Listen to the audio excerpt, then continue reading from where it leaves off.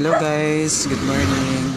Samahan niyo akong maglakad pa uwi sa bahay. Yan, para makita niyo yun kung malinis ba ang Valenzuela, ang lungsod ng Valenzuela.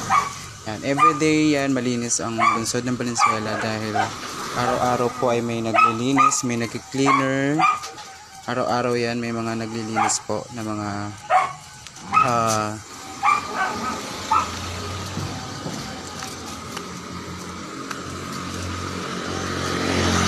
ayun.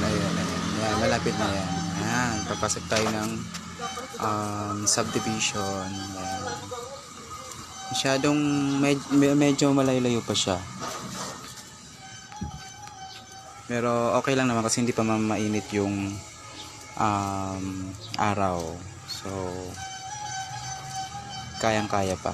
Kayang-kaya pa yung init ng araw. Hindi pa siya masakit sa balat. Then guys, thank you so much. Hanggang dito na lang po ang ating video. Ayan. Ingat po tayo lahat guys. Thank you. God bless.